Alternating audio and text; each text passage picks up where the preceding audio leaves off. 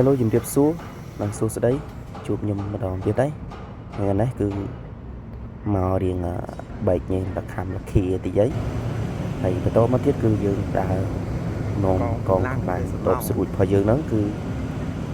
ដើរទៅសំខាន់គោលដៅដែលយើងគោលដៅរបស់យើងគឺដើរទៅដូរ team A អីចឹងណាហើយយើងទៅគឺ team A គាត់កំពុងតែដាក់ដែកហើយការងារគាត់ដាក់ចឹងរៀងបញ្ញាប់ទៅពេលចឹងគាត់ដាក់អត់ហើយដូចទៅក៏យើងបានចុះទៅអត់ទេអាវនឹងទេដូរពួកគាត់លួយដល់ម៉ោងពួកគាត់ឡើងហើយចឹងដល់ម៉ោងយើងចូលធ្វើការហើយទៅពេលចឹងទៅគឺយើងចាប់ផ្ដើមចុះទៅដូរគាត់ទាំងអស់គ្នាហើយលើនឹងយើងកំពុងតែថាទៅហើយទៅគឺម្នាក់ពាក់អាវពោងដូចអាវពោងហើយទឹកចឹងមានទឹកខ្សែក្បាត់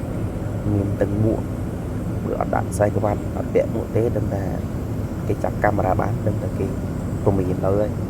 អញ្ចឹងហើយតម្រូវការនៅខាងក្រោមហ្នឹងគឺពាក់អាវ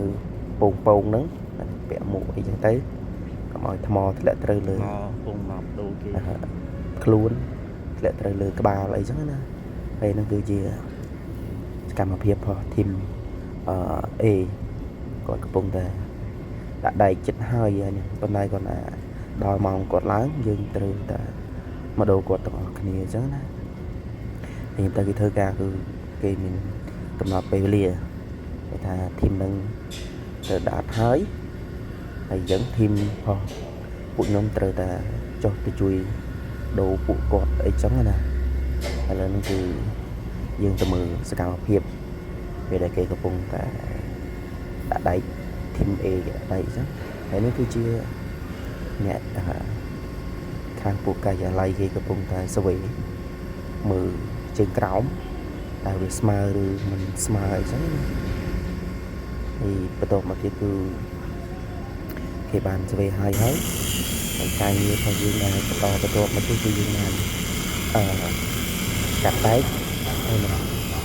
បុកដាក់ដែកលើកស៊ីយូទឹកនឹងឲ្យវាស្មើចឹងដោយសារតែមេក៏បានប្រាប់មកថាស៊ីយូទឹកហ្នឹងវារៀងមានធ្លាក់ហើយរៀងចុះអញ្ចឹងទឹកវារត់អត់ស្មើហូរអត់ទៅដល់កន្លែងយើងត្រូវបូមឡើងទៅលើបន្តទៀតអញ្ចឹង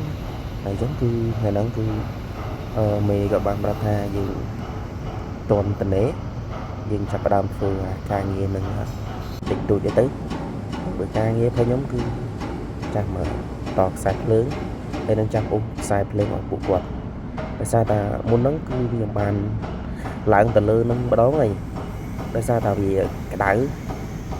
ពេកហើយពេលអញ្ចឹងគឺយើងធ្វើការផ្លាស់ប្ដូរគ្នាម្នាក់ម្ដងអញ្ចឹងណាយើងចែកគ្នាហត់3នាក់ហ្នឹងពីណាឡើងក៏បានដែរប៉ុន្តែក្នុងនេះយើងជួយផ្លាស់ប្ដូរគ្នាហើយបន្ទាប់មកពីហ្នឹងមកគឺដល់ម៉ោង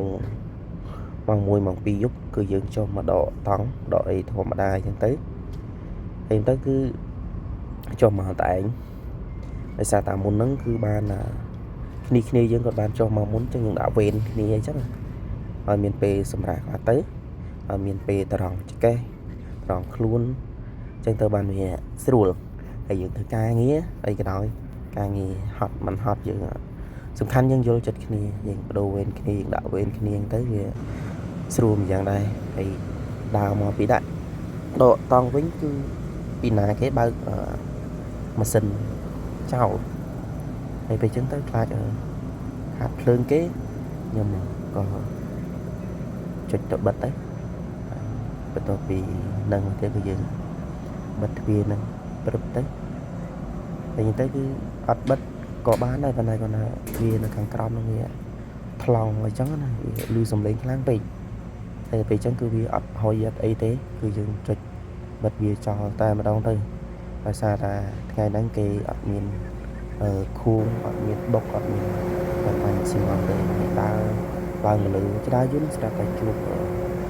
អ៊ំមួយគាត់អាយុប្រហែលចូល50ហើយគាត់ធ្វើការរៀនពីពួកខ្ញុំដែរ